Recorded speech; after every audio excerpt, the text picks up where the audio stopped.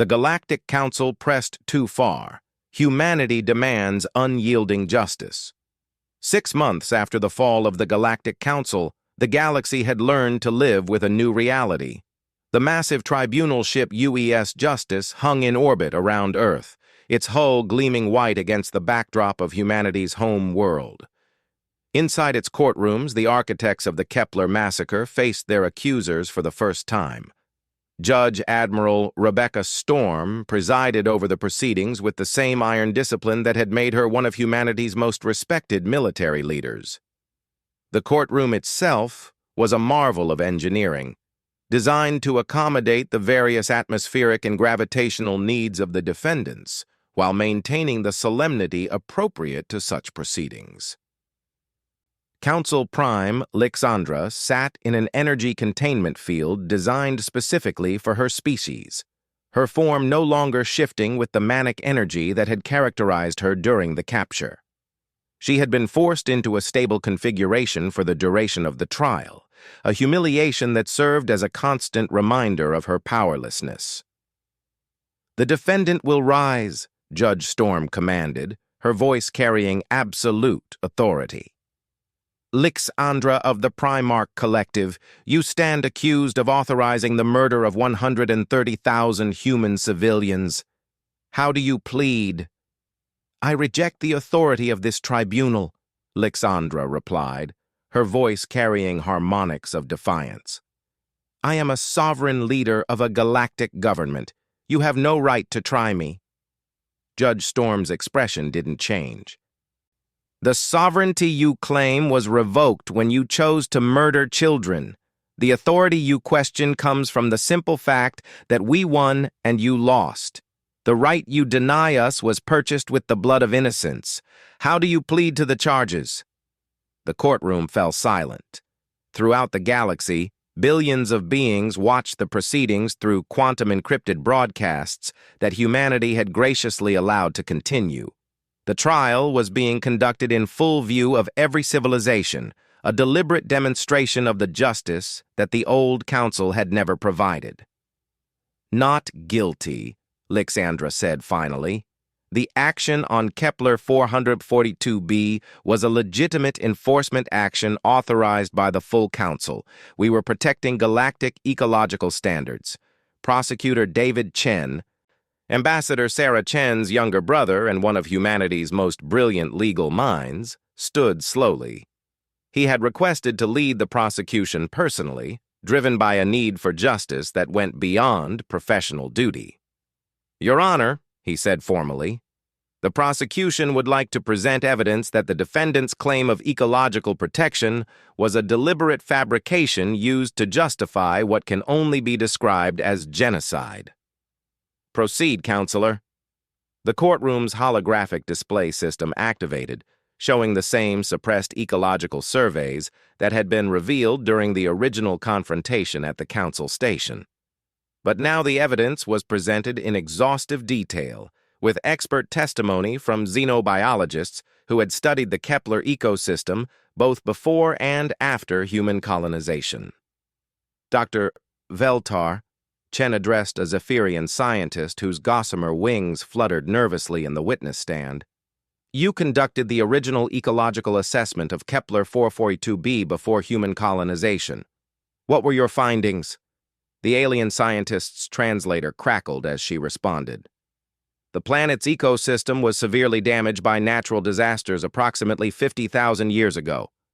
Large portions of the surface were essentially dead zones with minimal biodiversity. And after human colonization? After they implemented their agricultural techniques?" Dr. Veltar's wings drooped. "The biodiversity in the colonized areas increased by 37%. The human techniques were not only harmless, they were actively beneficial to the ecosystem. My report recommended that other species adopt similar methods. Yet that report was classified and suppressed by the council. Why? I was told it contradicted established policy regarding primitive species' technological capabilities. The council believed that acknowledging human environmental success would encourage other species to question council oversight. Chen turned to face the defendant's section, where dozens of council members sat in various forms of restraint appropriate to their biology.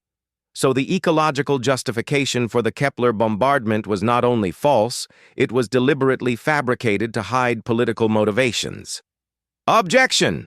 called the defense attorney, a human lawyer who had volunteered to represent the council members, despite the obvious futility of their case.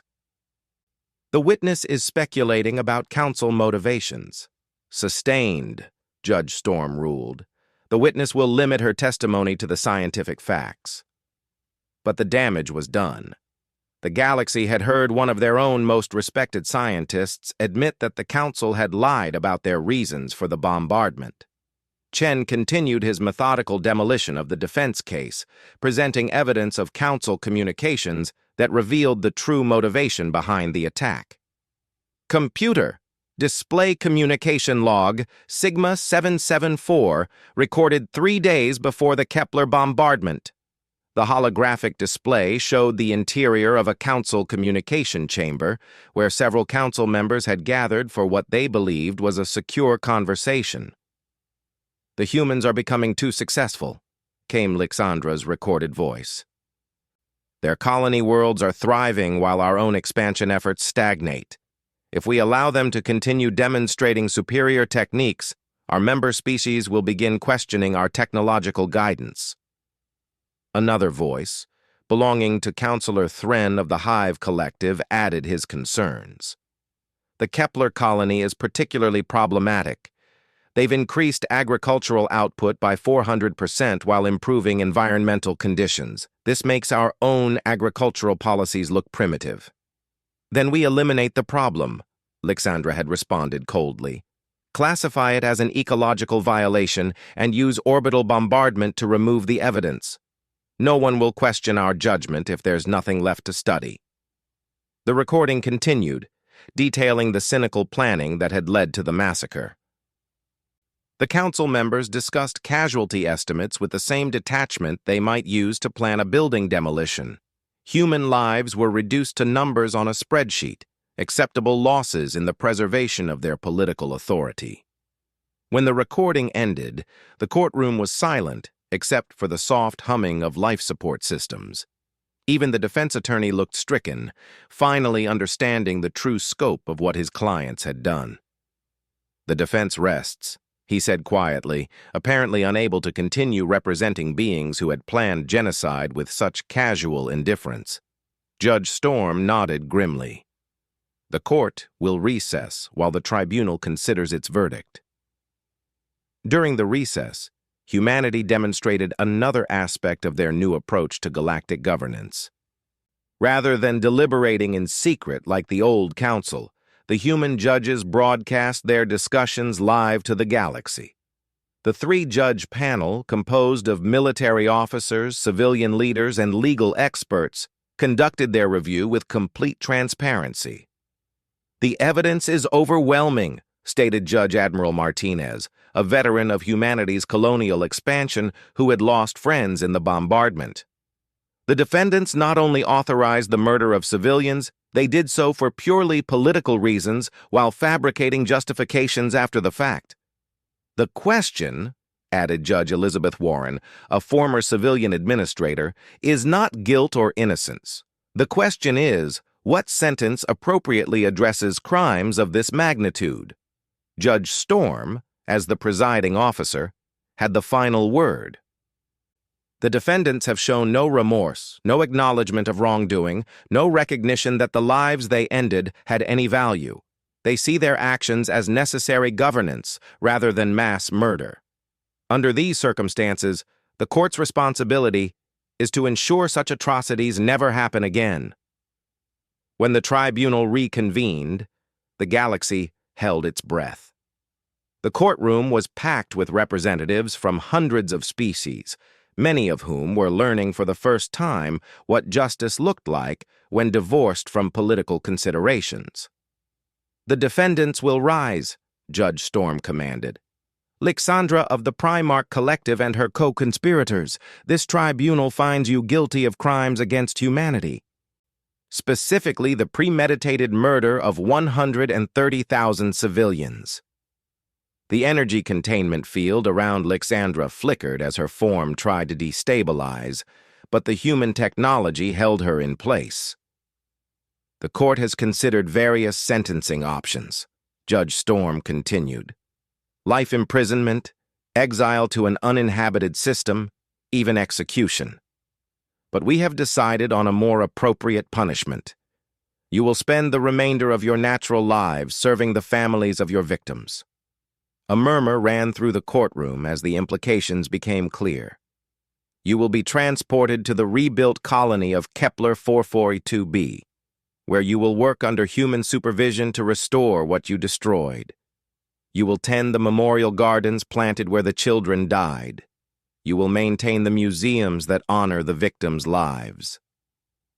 You will face every day the consequence of your actions, and you will do so in service to the people you tried to erase.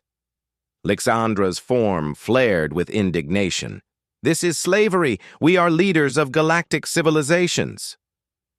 You were leaders, Judge Storm corrected coldly. Now you are war criminals.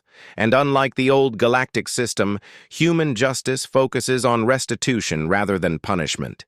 You will spend your lives making amends for the lives you ended, and perhaps in doing so, you will finally understand the value of what you destroyed. The sentencing continued for each defendant, with every council member who had participated in the conspiracy receiving the same fate.